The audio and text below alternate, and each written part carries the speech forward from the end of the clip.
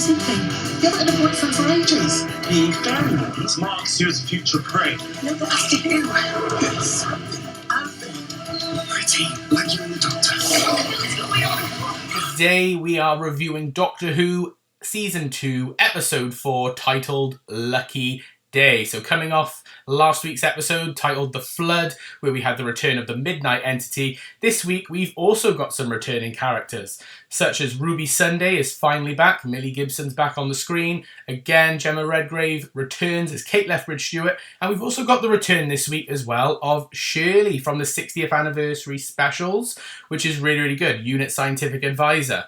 But it does make you wonder where Lenny Rush's character is in all this. But we also have the return of Colonel Ibrahim, which there was a couple of theories going around about Kate and Colonel Ibrahim. And when I met Colonel Ibrahim at the London Comic Con last year, we did sort of ask, after the hand-holding at the end of Empire of Death, are Kate and Colonel Ibrahim a bit of a thing? And I think we've got a bit of confirmation on that in this episode. But this is also a bit of a Doctor Light episode. Now, the Doctor is in this episode, but he's not in it for a great deal. So, let's waste no more time, and I'm going to jump straight into my review on Doctor Who, Season 2, Episode 4, Lucky Day. Okay, so this episode revolves all around Ruby Sunday pretty much trying to get on with her life now that she's left the TARDIS. You know, she works for UNIT. She is trying to get on in a bit of a social life as well, you know, because she's feeling a bit lost, a bit lonely. But she does gain a new boyfriend in this episode, by the name of Conrad. However, the episode does start, if we go back a little bit, with the Doctor and Belinda landing in 2007 on New Year's Day, where they encounter a young version of Ruby's future boyfriend, Conrad, as a child.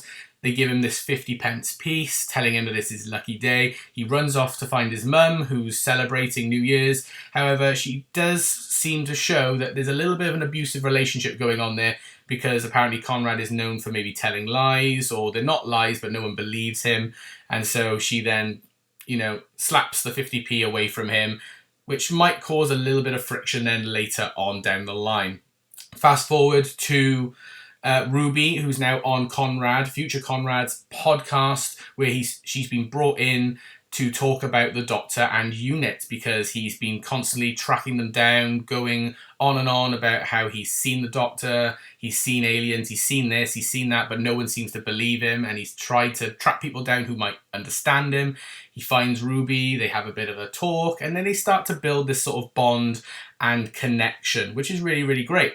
They also show that apparently Conrad was also there at the time of a previous adventure with Ruby and the Doctor, so somewhere within Season 1, where they encounter this creature. They were tracking a creature down called the Shreek, which can vomit this goo or pheromone substance. And if it gets on you, it then targets you as a future prey, so a future target, and will come back for you, which in the flashback, it goes on Ruby, but the Doctor gives her a cure.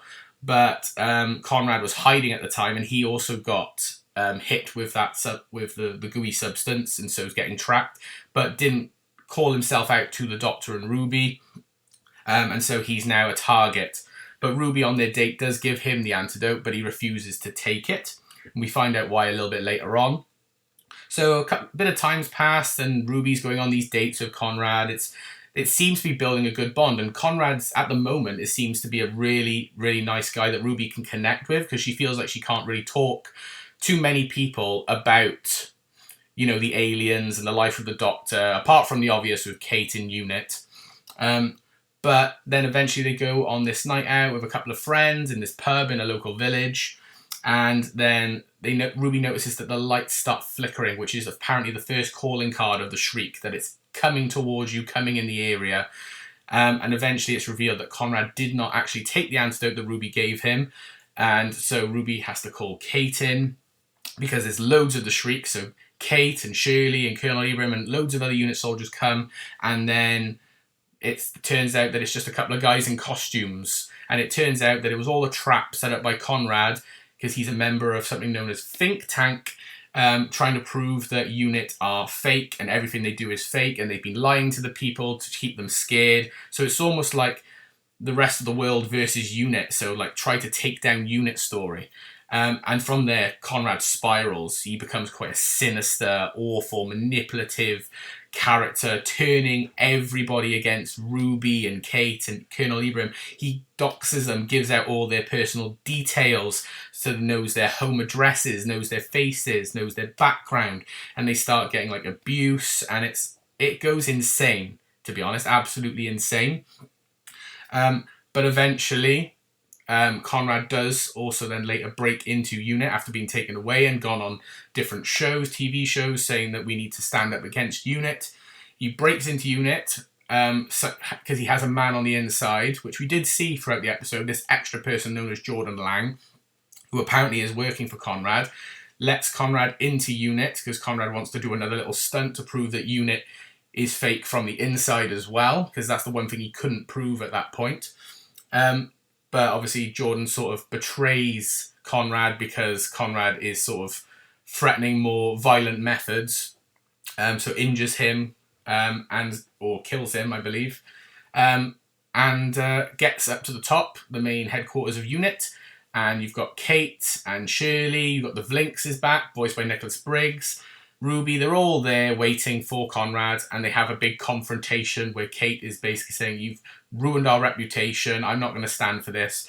And Conrad's like, well, show us the fakery, show us all this stuff if it's actually real. Where's the doctor, this, that, and the other? Because he's still, in his mind, he's deluded, and he is trying to prove that they are fake. And he pushes Kate a little bit too far in this episode and actually insults her father, saying that the legacy of the Brigadier is a sham, is fake. And that pushes Kate too far, and she even calls out saying, like, you're lucky the doctor's not here because he would have stopped me from doing this, pretty much. And Kate releases the last of the Shreek that are there and says, now the doctor's not here, he can't stop me, so actually it's unlucky for you.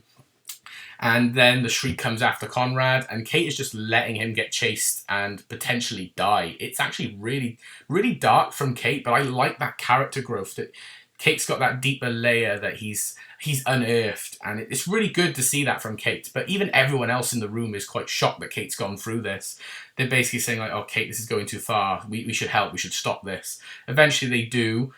But then Conrad goes back on his word, and then so the Shriek wakes up and bites him on the arm, and it fades to black. But we do find out that Conrad is fine. He was given medical care, and he's then put in prison. And Colonel Ibrahim does go over to Kate and says, I think we went a bit too far there. And Kate doesn't actually admit whether she did or not. So it's kind of interesting that we're getting this darker side to Kate. Good character growth from Kate. It's good to see something from her. But fast forward to Conrad in prison, and basically the doctor arrives, a past doctor, because obviously the doctor can't arrive on modern day Earth at the moment, but a previous doctor who basically sort of says that you're a horrible person, Conrad, pretty much. And I actually thought the doctor was going to do something even worse to Conrad there in that, and he's basically saying, like, you betrayed my friends, you betrayed UNIT, you betrayed Ruby, I don't stand for that. It's people like you that endanger the planet.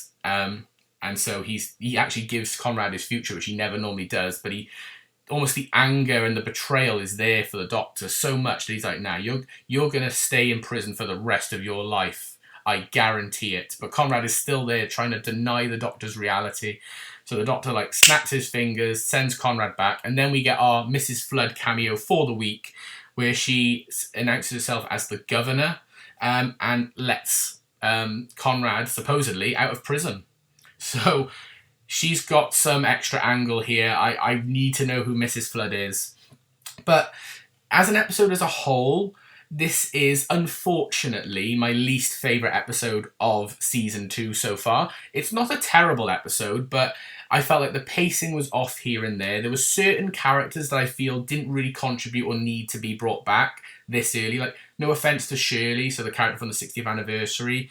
She didn't need to be in this episode. She didn't really contribute or do much in this episode. I know she's supposed to come back in the finale as well, which I'm sure she'll have a big role there. But it just felt, I don't know, almost a bit fan servicey in this one. Like, oh, do you remember this character? Also, I feel like, Colonel Ibrahim didn't also need to be in this episode either.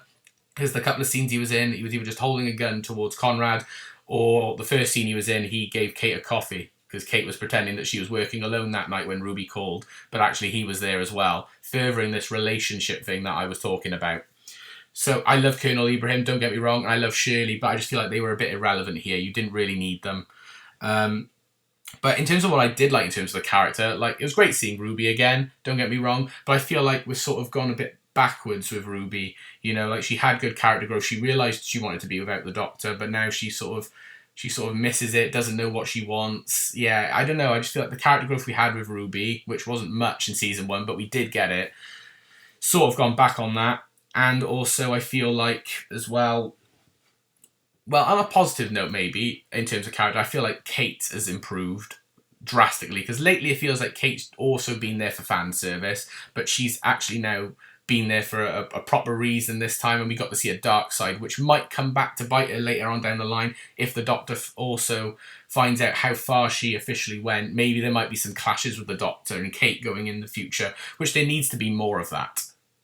So overall, if I was to give Lucky Day a rating out of 10, I actually say, like I said, it's my least favourite episode from season 2 so far. So for me, I'm going to give Lucky Day a 6.5 out of 10. But that is going to be it for my review on Lucky Day. I hope you did enjoy this video. If you did, please like it by giving it a thumbs up and comment down below your thoughts on Lucky Day. And subscribe if you are new. But for now, this is the Nerdy Grail signing off. I hope you've had an amazing day, and I will see you all in the next video. Bye for now, everyone.